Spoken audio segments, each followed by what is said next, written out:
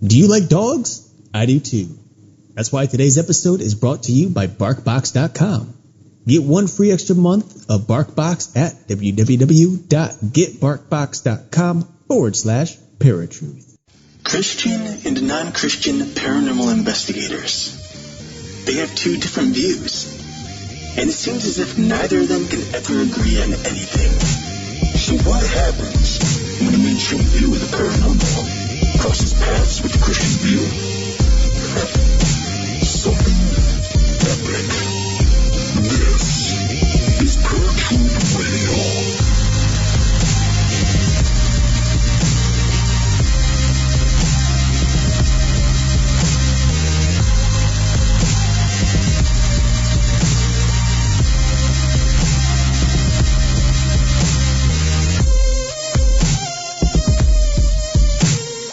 Hola amigos, and welcome to Paratruth Radio, your one-stop spot for all of your supernatural info needs. My name is Eric. And I'm Justin. And I just wanted to mention really fast, folks, that we are now part of several networks, TMV Cafe, radioandpodcast.com, as well as Fringe Radio Network and Paranormal UK Radio Network. And we are so happy and blessed to be on those networks. Paranormal UK just featured us starting last week, so stay tuned wherever you're listening because we are freaking everywhere. That's a very simple-minded way of putting that. Folks, today... Hey, wait. Are you trying to say that I'm simple-minded? That's not a bad thing. In today's world, too many people think too much. Like, geez.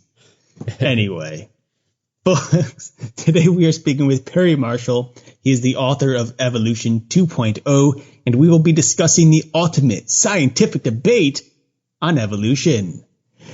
Is there any truth to it? Could Darwin have been wrong? Is there evidence of evolution within creation? And ultimately, can science and religion come together in order to find an absolute on the evolution controversy? This and much, much more starting right now. Ladies and gentlemen, boys and girls, children of all ages, for those of you listening at TMV Cafe, Fringe Radio Network, Paranormal UK Radio Network, or paratruthradio.com, let's get ready to expose some lies. Perry, welcome to Paratruth Radio. It is good to have you with us tonight. It's good to be here. I am glad to be on your show, and we're going to mix it up. We're going to get some controversy going. Sounds all right. Good. We love controversy. It's one of our favorite things. All right. I was just going to say one thing I wanted to bring up right away because you had mentioned this is mentioned in the book. Our audiences consist of people from all walks of life. However, you're pretty specific about who should and should not read this book. Who's the book geared toward, and why shouldn't some people read it? Well, the creation evolution debate, it's kind of like abortion, gay rights, gun control, and immigration. It's probably like one of the top 5 most heated topics. And, and you wouldn't think it should be because supposedly it should be based on inferences or facts or data or whatever. But people are very emotional about it. And, if you're not willing to have your views challenged, well, you shouldn't read the book and you probably shouldn't even listen to the rest of this podcast. However, if you always felt like, well, it always seemed like something was a little missing in that conversation, or that there was something somebody wasn't telling you, or that maybe there had to be more to this thing than what you'd heard so far, then I think you'll be really interested because that's all true. There's a lot here that most people have never heard at all.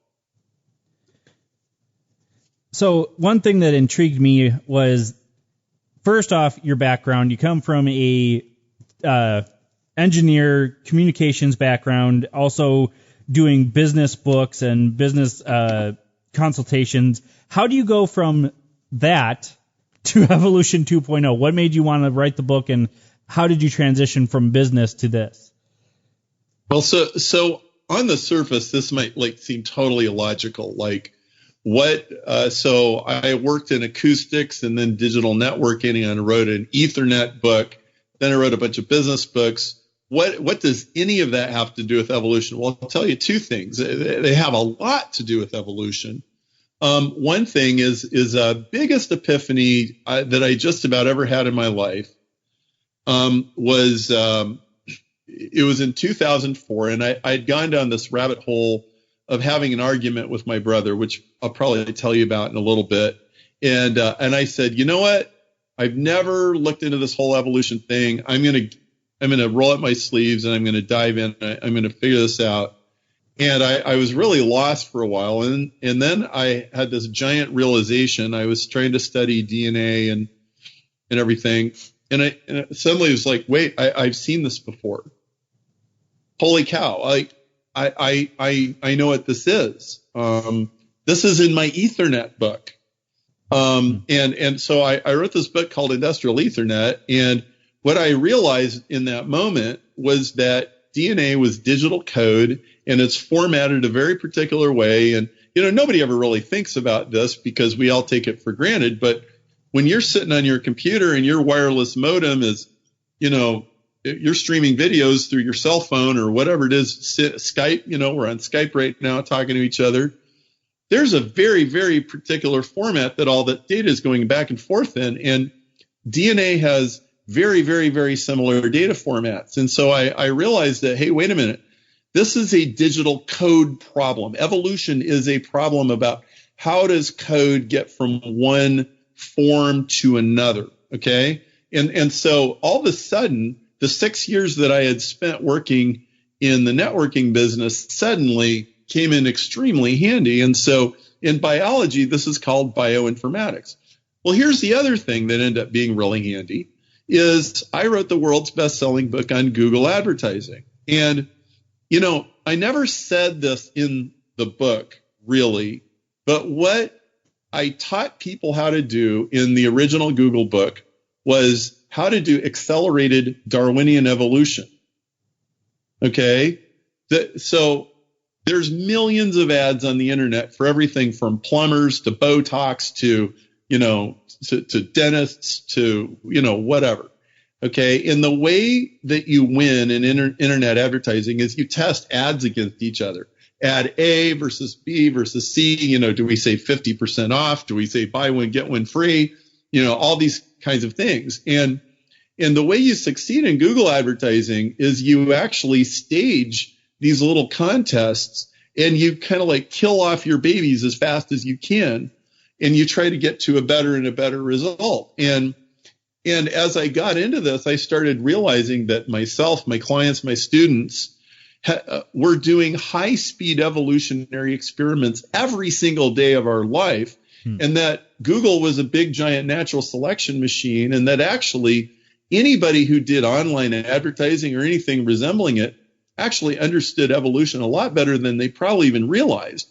Most people never really even put the two together. And so actually my background ended up being a superb background. Now, it didn't prevent me from having to buy 100 biology books and seriously, I mean, maybe 200, okay, and hundreds of scientific papers and all this kind of stuff.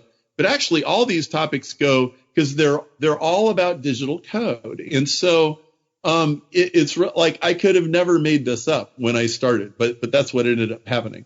All right. So are you saying basically, just for example, somebody learning something, is that a type of evolution in a sense? Well, or is that different? In a superficial way, but where you get evolution is where whatever you learned ends up getting passed on to offspring.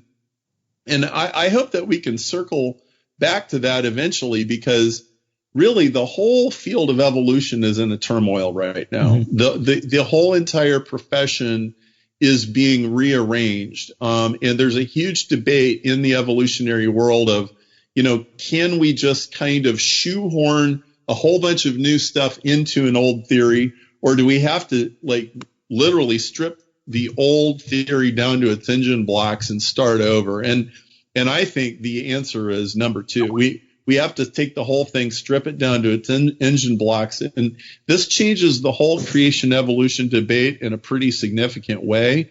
And it's really fascinating. It's really exciting. And I think that, we're at a huge crossroads in our society with artificial intelligence, with genome editing, with all kinds of technologies that are very promising and also very scary. And if you don't have a proper understanding of evolution, we could have some really big catastrophes. All right. Well, now, at the beginning of Evolution 2.0, you tell a story about a conversation that you had with your friend's 12-year-old daughter. Love this story. Her name was Melanie. You go on to familiarize her with evolution by explaining how germs become resistant to antibiotics. But my question is, what exactly does this type of evolution look like on a much grander scale, say years and years and years down the road? Well, let me tell you that story so everybody's familiar. So we've all gone to the doctor with, you had strep or you had something, right? And so the doctor writes you a prescription for antibiotics, and he says, like, really sternly, you have to finish the whole bottle. Do not take half of this and then it gets better and then you stop. He goes, now, why? Because you have to kill those suckers dead. And if you don't, they'll come roaring back with a vengeance. And so the book starts with talking to my friend's daughter, Melanie, who's 12. And I say to Melanie, I said, you've heard this, right? And she goes, yeah. And in fact, she even knew why, because the bugs will become super bugs. I said, so Melanie, has anybody ever told you why or how they do this? And she goes, no. And I said, well, there's a lot of books that'll tell you that this happens basically by accident or by chance. I said, that's not what happens. I said, every cell, most cells, most germs, they have this thing called a plasmid, but I call it a Dropbox folder, and it's for file sharing. Okay. And so bacteria will have a copy of their own DNA in the Dropbox folder, and they will share with other bacteria. So you're taking antibiotics and the strep germs are dying and they're going, hey, wait a minute. If I don't get this poison out of my system, it's leaking in my cell wall. If I don't pump it out somehow, I'm dead. And so it will go around and it will look for a pump, and it will find eventually some cell that has a pump, and it will reach into its Dropbox folder, pull in the DNA, look at it, go, okay, here's the code that codes for the pump, insert it, read the code, build a pump the poison out. Then it will update its Dropbox folder and start sharing that code with all its bacteria friends. And then it will divide off new bacteria that have pumps, like daughter bacteria. And this could happen in as little as 30 minutes. And this is going on all the time. This is going on all over the world, 24/7. And it gives you, it's like a little tip of the iceberg, or a little scratch on the surface of what the evolutionary process has been doing for 3.5 billion years, because cells are smart and cells evolve in a smart way, and they evolve in response to whatever's going on in the environment. So if everything's, they're just like humans, okay? If everything's cushy and they're just watching TV and eating Doritos, they don't evolve. Okay, they just go on and they just go on and they just go on. But when suddenly they're faced with threats or extinction or adverse conditions, they will suddenly start rearranging their body chemistry. They'll change their genomes. They'll do all kinds of crazy things to adapt. Okay, and so this is just a little tiny sliver of what goes on, even at a much larger scale, with mammals and fish. And so what I ended up finding out was that evolution works very differently than I had ever been told. And that really, this was the biggest untold story in the history of science. And it was all over the literature. Like, there's tons of literature that describes this, but it doesn't make it into the popular conversations. Mm-hmm. So what it's sounding like to me, which first and foremost, I honestly loved that you broke it down to more like computer code than biology. But what it's sounding like you're describing is genetic memory more so than an evolution as we think ape to man. Okay, so there are. Do you know the term Kaizen, continuous improvement? Is that a word that you've heard? It's not familiar It's like to me, no. it's this Japanese idea of, you make the cars a little bit better every day, right? Mhm.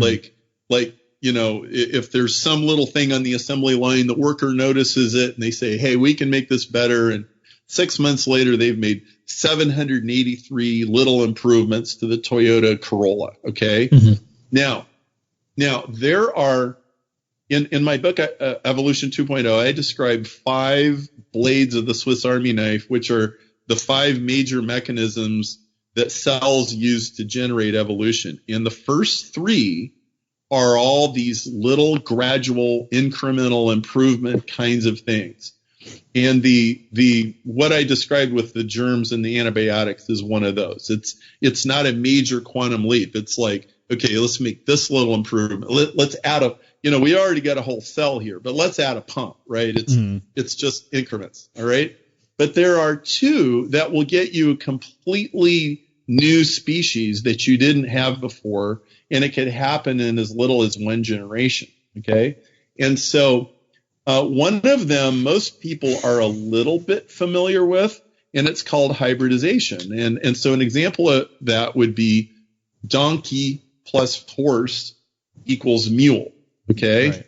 So a donkey has 63 chromosomes, a horse has 63 chromosomes, a mule has 126. And so what's happening is you're taking 2 different species, you're merging them together, and in that case, you're getting a male sterile mule, okay? And like everybody's probably has kind of heard about that. Well, what most people don't know is that sometimes you can get a female, not just a male, and sometimes you can get it fertile, not sterile. So if you had a female mule and a male mule and you bred them, you would have a race of mules and you would have a completely new species. Now, in animals, this does not happen very often, but it does happen. And it gives you a new species immediately. In plants, it happens all the time. Mm-hmm. It's very easy to do. And we get new species of plants all the time in botany. And this is a major way that you get new species. Now, there's another way that you can get new species, which is very interesting. And it works like this. So if you look out your window and you see anything that's green, you probably learned in high school biology that it's because the plants have a chloroplast, which it's the green thing that turns sunlight into energy. Okay, well, what most people never told you is what a chloroplast actually is. And a chloroplast is a blue-green algae that is living inside a plant cell. Okay, it's like a Starbucks in a Marriott hotel lobby. Okay, all right, and so that it literally is a separate cell. It has its own DNA. It reproduces on its own. It lives inside a plant cell, and the plant cell and the algae have formed. So think of if you had a Marriott hotel that didn't have a coffee shop. And Starbucks came in and they built a coffee shop. And like, okay, where's your water lines? And where's your drainage? And where's the electricity? And we need circuit breakers, right? Imagine all that stuff that has to go in there. Well, the algae in the cell have worked out a very similar arrangement where there's all these functions that are duplicated between the two, where it's like, okay, you don't need to do this, I'll do it. And I don't need to do this, so you do it. And they've actually deleted some of their DNA. They've got rid of stuff that they don't need. And that's called symbiogenesis. And symbiogenesis is a major component of evolution. In fact, there are layers and layers and layers. Like in your body, you have cells within cells within cells, where the original cell actually did a merger acquisition with a larger cell, and then went on because it's more efficient and more effective. It's kind of like Intel inside in a computer.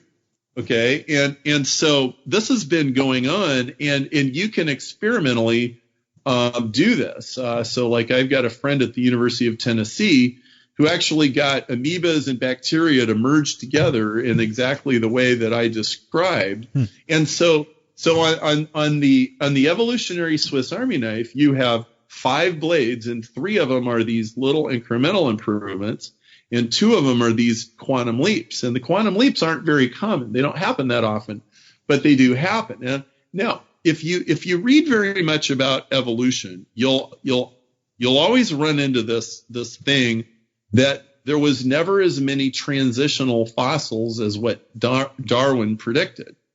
Well, that's because they aren't there, and the reason they're not there is that the transition from donkey plus horse equals mule, for example, is a sudden, almost instantaneous transition, and there isn't anything in between. And so what's going on here is that cells and organisms have this ability to reintegrate in real time, to change their body chemistry, to change their own genetics. And this is the story that nobody's telling you. Meanwhile, the creationists and the Darwinists are all, they're just throwing rocks at each other, and neither side is really telling you the story. Right. So it sounds like what you're really talking about here is in part microevolution, but then also the macroevolution, if I'm not mistaken. Yes, exactly. And so I'm assuming, I mean, it only makes sense that either of the two can only work within the same species. So unlike Darwinism, you can't really go from animal to human, or fish to human or whatever. It has to be within the same species, right? Well, so in evolutionary history, one of these huge advantages that we have now that we didn't used to have is we have all this genome data, right? We can sequence genomes of zebras and giraffes and humans and all this kind of stuff. And so there was this guy named Ono in the 1970s. He came up with this kind of radical idea that was considered pretty out there at the time. But what he said was that, let me back up. So when you take donkey plus horse equals mule, that's called a genome duplication because you double the number of chromosomes. And they were starting to look at DNA in the 1970s, and this guy noticed a pattern, and he said, I see a certain pattern in low-level animals like invertebrates in their genomes. I see a doubling of the pattern in vertebrates, and I see another doubling like a from 1x to 2x to 4x. He found an additional doubling in vertebrates that had jaws. And what he figured out, which is now accepted as most likely what happened, was that 2 invertebrates bred together to produce a vertebrate, and 2 vertebrates bred together to produce a vertebrate with jaws. And all vertebrates and all vertebrates with the jaws are then descendants of those original ones. And now, if you stop and think about it, like, this is really amazing. I mean, it's almost like if you took all of the CAD drawings for a Toyota Prius, and you took all of the CAD drawings for a Toyota Camry, and you blended them together, and suddenly you had an electric minivan. Okay.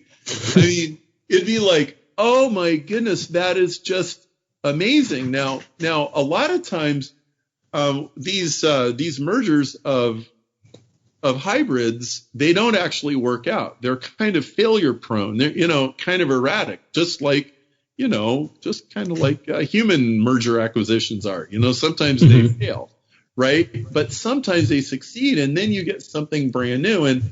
And in my business consulting, what I've seen is that you can almost never, ever get a quantum leap working inside an existing business or an inside existing structure with the things that you already have. Almost all business breakthroughs come when you go completely on the outside. You get something brand new, you bring it in, it's completely foreign, it's never been used. So here, let me give you an example of when this happened. So Larry Page and Sergey Brin, they were at Stanford. They came up with this idea of, they were doing this research project on scientific papers referencing each other, and they accidentally discovered that they had made a search engine out of this program that they wrote just to prove their thesis. And pretty soon, people are using this as a search engine. It's better than Yahoo and better than AltaVista and better than Hotbot or whatever the other search engines were. And all of a sudden, now we have Google. Okay, well, they did it by going and getting a completely different idea. So yeah, a plant cell ingests an algae instead of eating it. It's like, hey, let's have a little energy partnership. How about I give you a safe place to live, and how about you give me some energy with that, sunlight, and there you go. And so this is actually applicable to regular problems that people have to solve every day. All right. So something Eric and I have talked about numerous times is microevolution, and we're not talking about microevolution on a microbiota scale, but more along the lines of a boar grows tusks when it's in the wild compared to in captivity. I feel that humans as a whole have done that as well over the years. But to jump from Darwin, for example, ape to man, do you think there was that much of a blending of DNA that we finally came to this conclusion now? Or do you think that man is something that's been here from close to the beginning? Well, so, this is not my area of expertise, but I can tell you some interesting things. There are, I think, 287,000 transposons, which are called jumping genes. Barbara McClintock discovered those in the 1940s, that are common only to primates and humans. So I grew up, maybe we should call out an elephant in the room here. So I grew up in the super traditional Christian upbringing, and I was taught the traditional kind of non-evolutionary perspectives on things, and the idea that humans could have come from primates was considered really insulting, right? Like, oh, your mama is a baboon, or your daddy's a chimpanzee, and this makes us, less than. Well, so let's just put that out there, okay? And then let's put something else out there, and then let's see what we might do with the two, okay? So you have this idea where, scientists generally say that humans evolved from primates, but then you have the statement in the Declaration of Independence, and it says this. It says, we consider these things to be self-evident, that all men are endowed by their Creator with certain inalienable rights, and those are life, liberty, and pursuit of happiness. Okay? Now, that is one of the most most powerful ideas in all of human history. Okay. And it's the basis, it's the legal basis for everything that modern people consider to be human rights. Okay. Right. And we're constantly trying to expand that and improve it. Right. So, women have been voting for a really long time, and we abolished slavery, and now we're trying as best as we can to figure out a way that everybody could get health care, everybody gets education, everybody has enough to eat, right? And this is all based on the idea that God made humans equal, right? So how do you square that with, but hey, aren't we all just, evolved from lower things, and really isn't everything unequal in the whole world, right? And how do we get away from this idea that life is just survival of the fittest? Because any definition of civilization that you can come up with, just about, is pushing against the survival of the fittest idea. Why do we use manners? Why do we not kill everybody who, doesn't agree with us? Why don't we just claw our way to the top? And I'm going to suggest to you that we are all correct in wanting to embrace this idea of human rights. And I also wanted to suggest to you that you can never get that out of evolutionary theory. You actually have to make a leap. Okay. Now, there's a lot of atheistic type people, or maybe people on the far left, who think that leap is illogical. But I argue you have to make that leap, or you have no basis for civilization. You literally don't. And if you want to see a civilization that decide to unmake that leap, you can go look at communist Russia, and you can look at communist China, and you can look at the stack of 120 million dead bodies, and you can see what you think about that. This idea that all people are made by God and are created equal, it's the most powerful idea in Western civilization. And so here we have this tension. Now, I think the only way that you can resolve this tension is to acknowledge that human beings are spiritual creatures. We ask questions that the chimpanzees and the baboons and the orangutans do not ask. And we live at a level that all the others do not live at. And that we need to accept that at face value. And in fact, I really don't think you can have a modern notion of human rights without grounding it in the idea of God. Otherwise, it just becomes this human construction. But it becomes, let's acknowledge that it's quite a bit more, the total picture is quite a bit more complicated and nuanced than just, like the Genesis story, which I have immense respect for. And in fact, I have a chapter in the back of my book called Genesis 2.0, where I say, okay, so what do you do with this? So how's that for a mouthful? Well, so do you think that Evolution 2.0 kind of marries the two ideas together, Darwinism and creationism? Well, I think there's two things that Evolutionary 2.0 leads you to. One of them is anybody that tells you that evolution has explained away God does not understand evolution. Okay?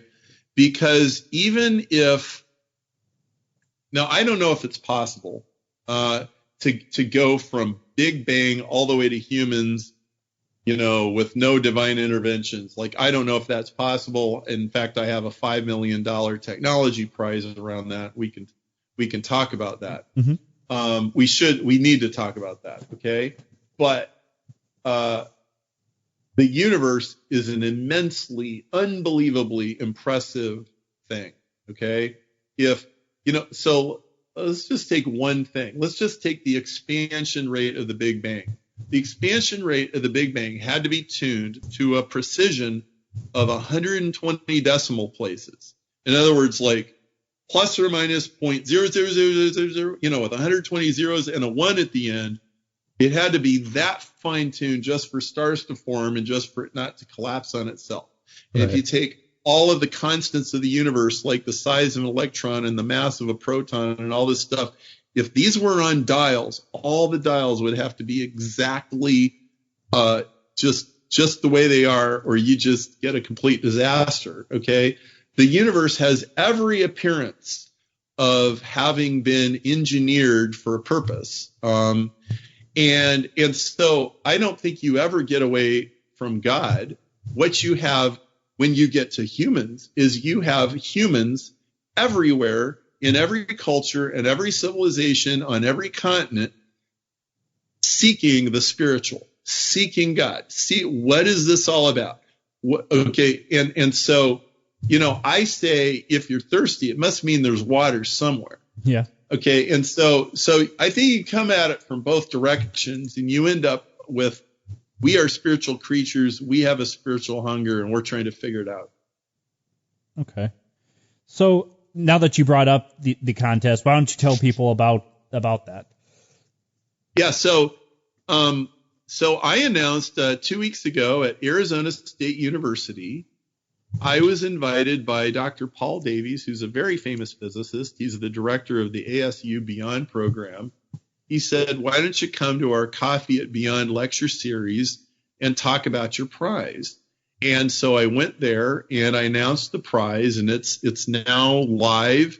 If you go to naturalcode.org, it'll redirect you to a link on HeroX, which is kind of like X Prize for anybody.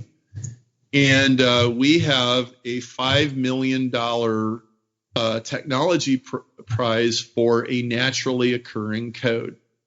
So when I made that realization that, hey, wait a minute, DNA is digital code. It's just like Ethernet. It's just like Wi-Fi. Mm-hmm. It's all ones and zeros, and you can break it down and you can figure it out. What I realized was, you know, Wi-Fi is designed by really smart people, and computer codes and operating systems are designed by really smart people. And so it sure looked to me, as far as I could tell, that, you know, life was just a supremely amazing design. And in fact, I gave this talk in 2005 at the biggest church in Chicago, Willow Creek, and my talk was called, if you can read this, I can prove God exists. And my logic went like this. It said, well, DNA is a code. All of the other codes are designed. There aren't any exceptions that we know of. We don't know where DNA came from, so it sure looks like it's designed. And so I gave this whole talk about that. And, well, I posted that on my website, and it went viral. And a few months later, I was emailing back and forth with this atheist, and I was backing him into a corner, and he got flustered. And so he goes to the largest atheist website in the world, which was called Infidels. And they had a big discussion board there. And he posted a link to my talk, and he said, hey, you guys, why don't you be nice to this Perry guy while you rip him to shreds? And he just kind of turned me over to the wolves, okay? And I'm like, oh, great. Man, this is fun. Man, aren't you know? Okay, here we go. And so I started defending myself. Well, 7 years later, it was the longest running, most viewed thread in the entire history of the world's largest atheist website. Nobody had ever poked a hole in my theory. Nobody ever produced an example of a code that's not designed. And, you know, I had basically won.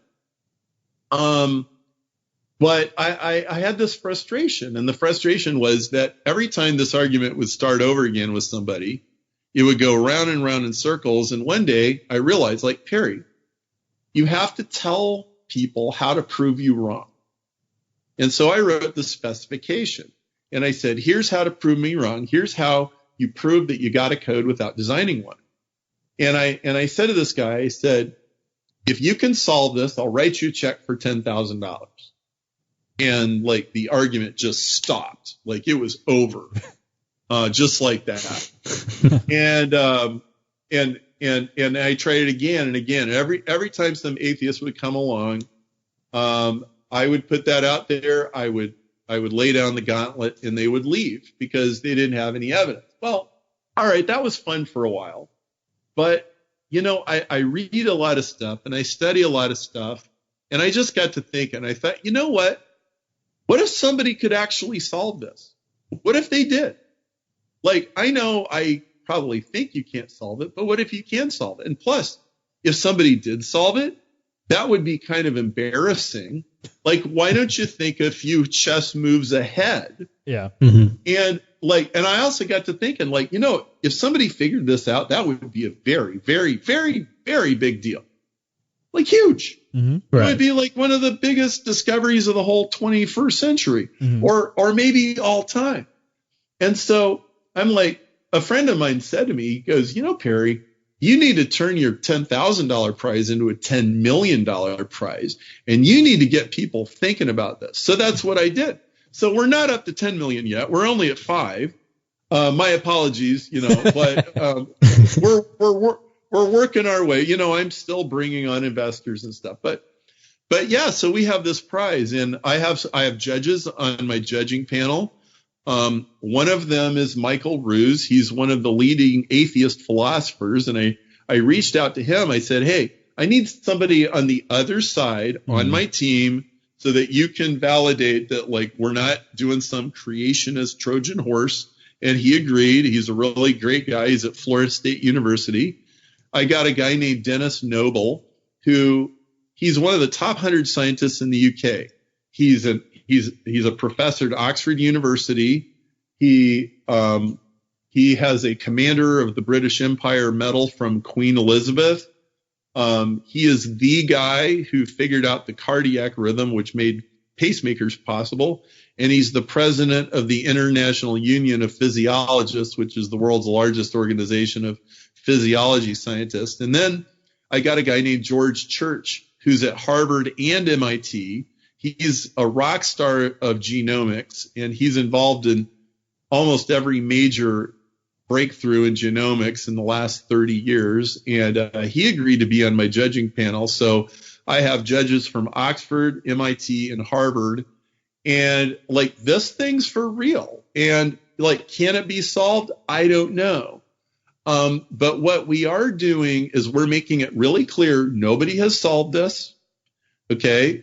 You're welcome to speculate. You're welcome to guess, but you have to make it clear that it's just speculation. It's just guesswork. And it's a very, very hard problem. Where did life come from? Nobody knows. And, we live in an amazing universe. And I think if this is solvable, the way anybody's going to solve it is they're going to go, well, how could the universe be so amazing as to give birth to life? Like, what would have to be true of a universe that could create life out of non-life? Right. And so may the best man or woman win. All right. That's pretty awesome. That's really cool. We actually have time for one more question here. So I just want to know, if you believe, why do you believe that it's important for science and religion to work together? So, have you guys ever heard a story that goes like this? Christopher Columbus wants money to go on his trip across the pond and the Queen of Spain says, no, don't go, Christopher Columbus, because the earth is flat and you'll fall off the edge of the earth. Have you ever heard that story? Yeah. Yes. Okay. You know that story is completely made up. No. Okay. In 1871, a guy made that up, and it's still in textbooks. Wow. Okay. And the reason nobody thought the earth was flat in 1492. Nobody. Okay. They all knew the earth was round. They just didn't know how big it was. And all the debates was how far away is India? And Christopher Columbus thought it was close, and other people thought it was far, and he thought he could get there. They didn't think the earth was flat. Okay. A guy named John Draper made that story up in 1871 to make Catholics look stupid. And it worked. Okay. And since the mid 1800s, there has been this thing that historians call the conflict thesis, which says that science and religion are at war with each other.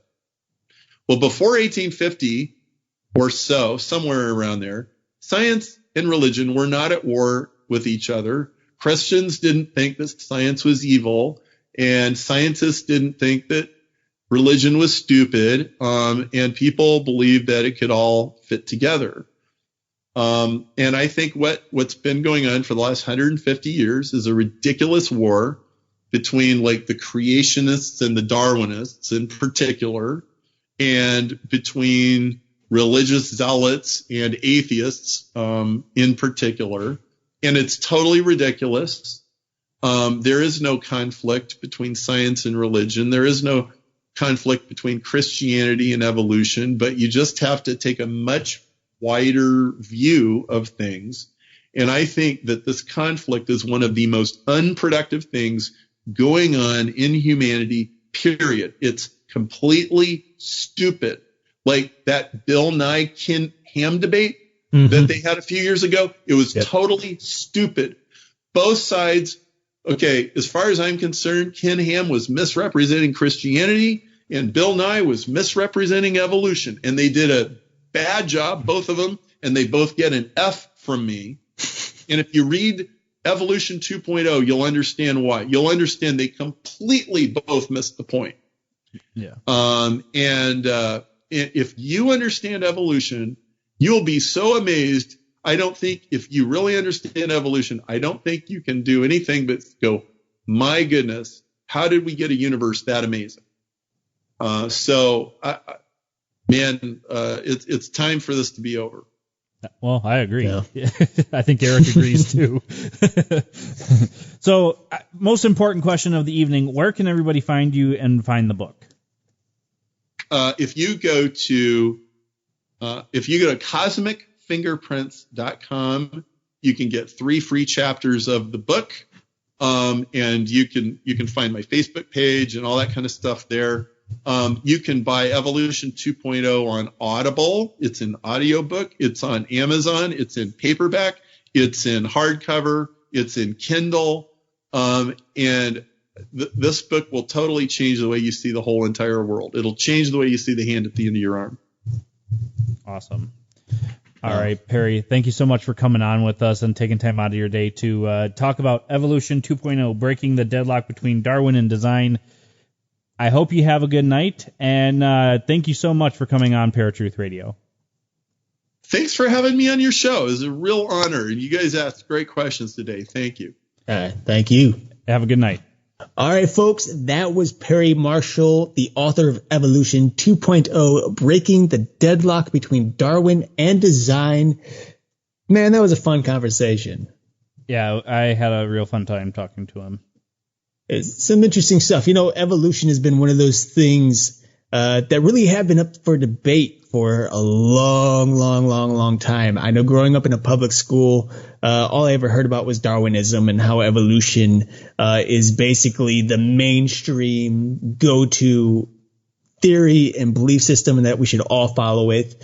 Many of us see the Darwinism or the Darwin stickers and plaques on the back of cars. It's a little fish with 2 legs. And it says Darwin in it. I see those all the time. Basically it's really mocking Christianity is really what they were doing. It really is. But What's interesting though is there are Christians out there who have the same fish, only instead, I believe it says, I don't know if it says God or something like that, and then it's a fish eating the Darwin fish. Yeah, I don't know if you've seen those. No, pretty I haven't funny. seen that. That was pretty funny. But anyway, that was Perry Marshall. Folks, if you want to find his book, he just said it, but we'll say it again, cosmicfingerprints.com. You can get 3 free chapters from there. Also Amazon, Audible, Kindle, et cetera. Really, you just have to look up Evolution 2.0 and it'll pop up first link on Google. Also, if you're interested in that contest, for those of you who are not creationists, those of you who are atheists or secular, or even if you are a creationist and you want to see if you can win that $5 million, that's a lot of money. Yeah. I would love to win it, but I don't know diddly squat about code, about coding. So, but nonetheless, if you're interested in that, naturalcode.org. Check it out. There's a video there. There's information and all the stuff that you need to know in order to enter that contest. Again, fun conversation tonight. That was something I think we really needed to talk about because that is something we actually never actually really talked about. Microevolution is about the closest we got. Right. And that was actually the first time microevolution came up with us was last summer. We had on a guest, I can't think of his name offhand, but we were talking about Noah, about Noah's Ark. Yeah, I'm sorry, I can't think of the guest's name at the moment, but we were talking about Noah's Ark, and we were talking about how he can fit all the animals into Noah's Ark, or into the Ark, and we decided that was with a shrink ray, right? Yeah, that's right. and I brought up microevolution, how, for example, you bring in two wolves, and there could be one gene that is then manipulated through time that creates another a dog-like creature, and we keeps progressing, so we have these number of different dogs and crossbreeding and so on and so forth. So definitely awesome to hear more about microevolution and macroevolution. Justin, what is your takeaway after tonight's episode? I think that he had a really good point that it's not just one or the other.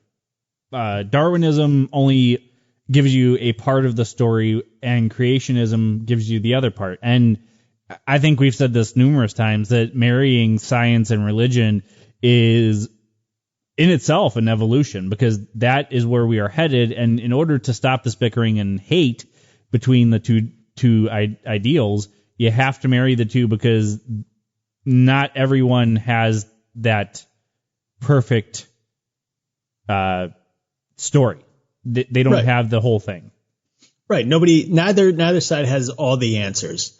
And, one thing I had mentioned at the very beginning is, could basically science and religion come together in order to find an absolute regarding evolution and just life in general?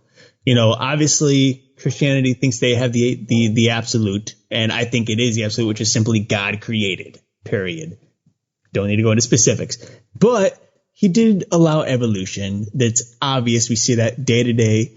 And he allowed a number of other things that are strictly scientific and more so secular beliefs that Christians just completely ignore. There's a lot of stuff going on out there that people just want to ignore, and I think both sides have extremists within them. Yeah. I want to take the time now to just tell people, whatever side whatever walk of life you come from, there's nothing wrong or evil or impure with expanding your mind and taking in the ideas of things such as evolution and other scientific aspects regarding our lives and regarding the creation of the universe.